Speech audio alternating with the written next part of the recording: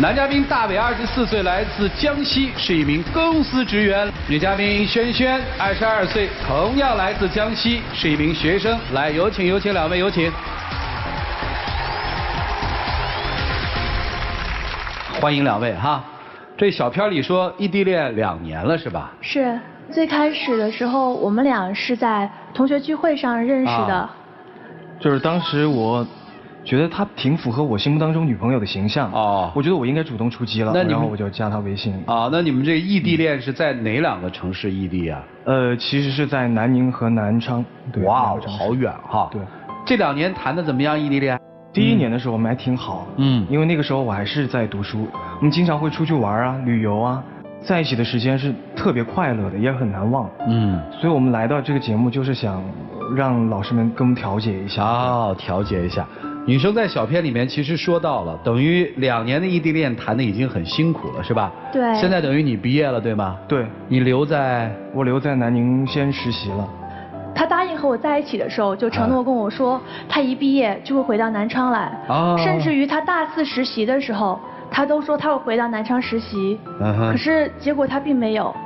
最后他是跟我说了很多大道理，就是说学校导师给他分配的工作非常好，然后就要留在南宁实习。然后我考虑到这些问题，我就说那就留在南宁吧。那但是你毕业之后一定要回到南昌陪着我。可是没有。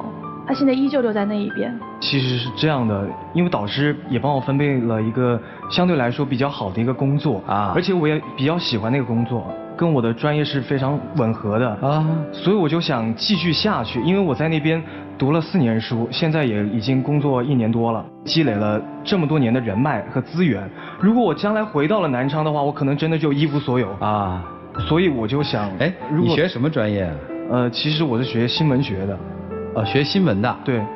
在南宁工作了。对。是广播呀、电视啊、新媒体啊、报纸啊。是新媒体。新媒体。对。你就想让他回去是吗？对啊，我肯定想让他回去，因为一开始我们俩真挺好的。可是我记得有一次，1个月之前，我们俩就说好了，我订了一张我们俩都特别喜欢的一个明星的演唱会的票。当天我一直给他拨电话呀、发消息啊，他都没回我。我心里很紧张，我还以为他出什么事情了。后来过了好久，他才跟我说他来不了了，我就很生气。我当他的面就把那票给，就是视频的时候，我就把票给撕了。我说你不去，那我也没什么好去的。我觉得他应该考虑到我的工作的因素，因为当时我还在实习我的领导给了我一份相对来说比较好的一个项目，我觉得这是一次比较好的机会，如果我能把握住的话，那是不是对我的将来在职业规划上面就会更好一些？你认为他不太重视你，对吧？所以你把票撕了，对不对？对，因为我觉得1个月之前就已经商量好了的，突然就这样不回来了，我就特别伤心，特别难过。我就心里就接受不了。在异地恋期间，你们总是要放假的，对吧？对。放假的这个假期里面见面的沟通好吗？一开始真的挺好的，然后后来他去工作了，就是大4毕业之后，他还是坚持在南宁之后，我们就开始各种矛盾就出现了。去年过年的时候，然后他从南宁回来，本来时间就少，我说陪我逛街吧，他一开始答应的好好的，后来又说兄弟有事，各种推脱。最后我实在我说逼得没办法，微信不是有实时共享位置吗？我说你真的在他家吗？然后我们共享位置，结果他在自己家里面。你不陪我逛街，还要撒这种谎他说跟朋友在一起。对。他逛街实在是太麻烦了，这个女孩子逛街，你说哪有逛5、6个小时的呀？我就说逛2、3个小时也就算了，你如果能把这些有限的时间投入到我们的看电影啊、聚会，那还更能交流，对不对？可是我觉得，说你逛街，你跟衣服交流、跟手机交流、跟镜子交流吗？你是在跟我交流吗？我感受不到。你刚刚说聚会，我们俩相处时间已经够少了，是吧？我们俩喝个咖啡、看个电影不好吗？去外面吃饭，你还得带你的朋友一起。你知道我1年也就那么几次回南昌，朋友又那么多，我希望都糅合到一起去，因为时间真的是太明白了冲突了，你知道吗？这个异地恋期间他关心你吗？之前的时候真的挺好的，就最近我给他发消息，经常就是早上发的，可能到下午才回我一下我在忙，我在工作，然后给他发视频。原本最早的时候那1年，我记得每天我们都有视频，真的是每天，每天晚上必须的。然后现在因为他说工作呀要写东西啊很晚啊什么就几乎没有。我只能说我选择理解，我也不知道该怎么办。男生你想怎么处理这段感情啊？我就是想，如果他能再等等我，我愿意给他一个承诺，我希望他能够再等等我。不是等你干嘛？什么承诺？你把它说清楚。我想跟他在一起，我想跟他有一个更好的一个未来。啊，这更好的未来是什么？你没有任何承诺呀。就是想跟他结婚。是在哪儿结呀？在家乡。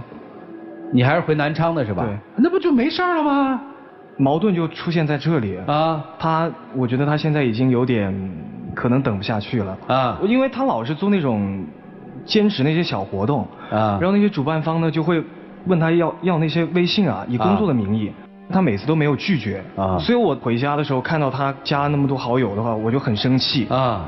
然后我就会跟他吵架什么的，对。也就是说，在他的周边可能有一些异性是挺喜欢他的。对，因为他长得其实挺漂亮的。是有其他异性在追你吗，姑娘？并不是说在追我，是这样的，因为我自己也会做一些兼职什么的，然后可能你认识那边的人之后，我会有更多的活动，做的活动多的话，之后我就有那个钱能够去南宁找他，而且他自己也有问题。有一段时间，他突然一下就不怎么联系我了，我就心里很慌。我直接就买了票去南宁找他，后来我玩他手机，就他不注意的时候看，我记得我刚认识他的时候，可能手机通讯录里面的女性好友不超过50个吧，然后现在可能几百个有吧，而且有一个他聊得很频繁的一个女的，他就叫得非常亲密，叫那个女的宝宝，他喊我也喊宝宝，他喊那个女的也喊宝宝，我就觉得把我和别人是当做一样的，那你和他是什么关系啊？其实说到这个事儿，你说宝宝，我叫任何的人都可以叫宝宝，你知道吗？这只是一个网络用语，只是一个网络用语而已啊。这个宝宝，而且我跟他的关系你也清楚，当时你也打电话给他，我们也澄清了关系，对不对？我当时要打的你是怎么做的呀？你是不是一直抢，就是不让我打？我肯定得抢啊！如果你这么一打电话，那我跟他其实就已经做不了朋友了嘛。人家就是一个汉子，对不对？我们俩平时还会出去喝酒。并不是说我们两个，而且是我们那个圈子都在一起玩，对不对？两个优秀的年轻人，在各自生活的城市里面，都没闲着啊，都各自都有自己的这个生活圈子。现在在你的生活圈子里，有其他的异性在追求你吗？有人追求，他们知道你有男朋友吗？知道。但是他们还在追，是吧？也不算追吧，反正但是我觉得我不会去跟那些男生怎么样。其实我在他那边第1年，我非常放心他啊，而且我在心里也知道他是很爱我的。那你什么时候不放心了？就是在我工作了这么1年的时间，我最近看到那么多人以工作的名义加他，我真的觉得挺难过的。那你就回去呗。我觉得在南宁在发展前景方面非常好。其实我来这边的目的，我也就是想让我们俩。你还有多久毕业？各退一步。我马上就要毕业了。去南宁呗。我不能去，因为最开始的时候他是答应我说他毕业以后就回来，也是跟我父母说，然后我父母才允许说我和他在一起。当初我考大学的时候，本来都是可以选择考外省的，但是我爸妈就是一定要我留在江西。因为我是我们家独生子女，他当初也是承诺了，所以我才和他在一起的。他现在不能履行承诺的话，那我觉得就算是出于我父母的话，也不可能和他在一起。得了，回来吧，兄弟。我为什么在这纠结呢？因为我觉得吧，我真的回去。你别觉得，你能不能回来吧？我回去真的一无所有，你知道吗？一无所有，重新来过。重新来过。我在南昌，其实我觉得，发展前景不大。我连自己我都养不活，我凭什么要回去？我是觉得一个人，比如说你在这个地方能做得特别好，你换一个地方依然能好。有些人就说，哎，我在这个地方我做不好啊。我换一个地方，我就能做好，依然是做不好的。你现在有什么？你告诉我你在南宁有什么？其实我在南宁，我就特想知道你有什么。收入上面还是不错的，其实。那你到南昌一样可以吗？工作也比较体面，所以我觉得如果我真的回来的话，我可能没有这么好的机会。嗨，行吧，老师们你们看怎么办吧？一起进入丘比特问卷。我觉得男孩的直觉还是很准的。你说他快等不下去了，实际上确实女孩等不下去了。你们的感情从一开始就设了一个框架，这个蓝图是已经搭好的，所以你们才能往上打地基。但是在打地基的过程中发现，哎，我这个地基打的这个方向啊，成不了我规划的那个蓝图，所以等不下去了。而实际上你自己也在慢慢放弃啊。你说那个什么宝宝，她是个女汉子，我们是一起喝酒的朋友什么的，你会管你的真正的男性朋友哥们儿叫宝宝吗？你吓死人家了。你还是把她当了一个女性，你还是在你寂寞孤单的时候，觉得有这样一个女性在身边的慰藉，让你觉得有温暖、有温度。所以不是她等不下你了，你自己也快等不下去了。而且说实话，我也真的啊，觉得你没有你想象的那么爱她。你说，哎，我一回去，她要让我陪她逛街，你说逛街我又没有什么感觉，我就不想做，我还不如去见朋友。但是她爱啊。她逛街的时候她开心啊，她希望她爱的那个男人陪着她一起逛街，她会觉得那种陪伴是最幸福的，她从内心深处会微笑的。但你不会去在乎她有没有笑，所以你也没有想那么爱她。当然你们基础还是不错的，如果你能够放弃你在那边的所谓的事业啊，回到你们的家乡，可能还有机会，这要看你的取舍了。我特别同意主持人说的，你在南宁能做成，你在南昌就能做成。地理位置不重要，关键是你有没有自信，有没有自信去成就一份事业，同样要成就一个家庭。你现在其实一点自信都没有，你不仅仅是说，哎，我回到南昌，我这工作找不到怎么办？你是在想背后深层次的还有，我要真和这个女人在一起了，我能给她一个家吗？我能负起这个责任吗？我能不管别人叫宝宝了吗？你还没有做好准备，所以你们的感情，我觉得没有到那个时候。好，谢谢杨老师。异地恋如果能够成功，这男生就一直在问女生一句话：你愿意为我守身如玉吗？然后女生反问：那你愿意回来娶我吗？我认为你是有一定的虚荣感。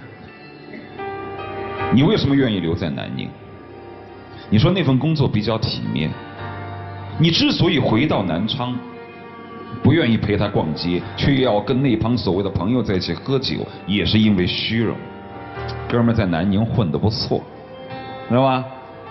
喝酒吧，你看我这工作挺体面的吧，对不对？作为一个新闻工作爱好者，对于词语的使用应该是斟字酌句的吧？你会不知道宝宝这种昵称到底是称呼谁吗？我叫你女朋友叫宝宝行吗？你不吃醋吗？不要在这自欺欺人嘛！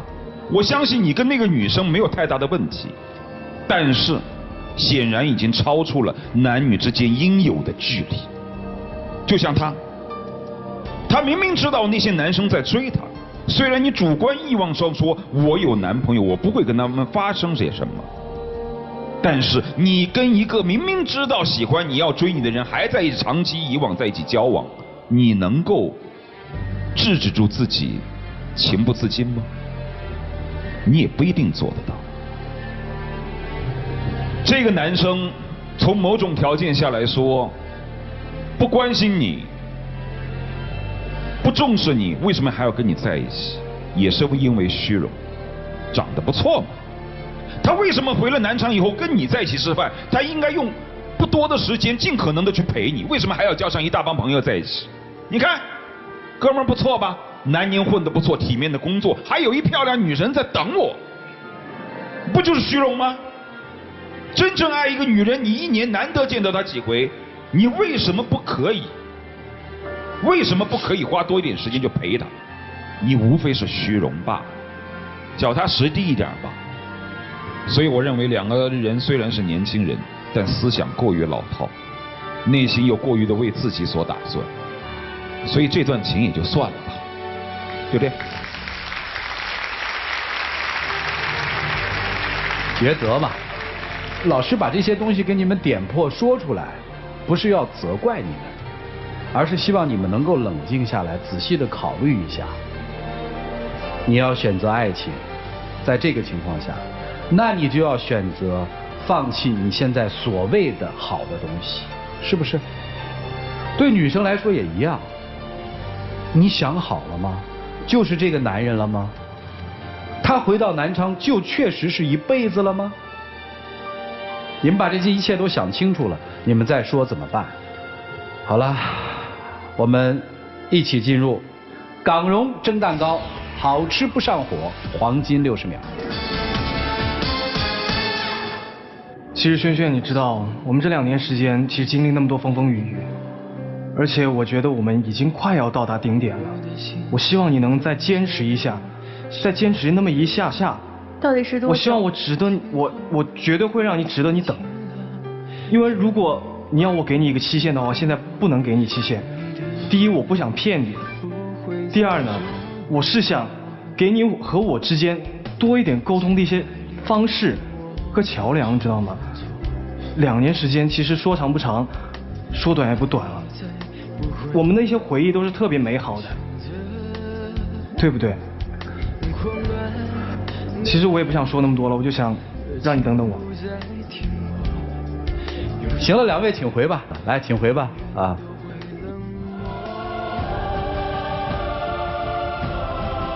哎呀，来，请关门吧。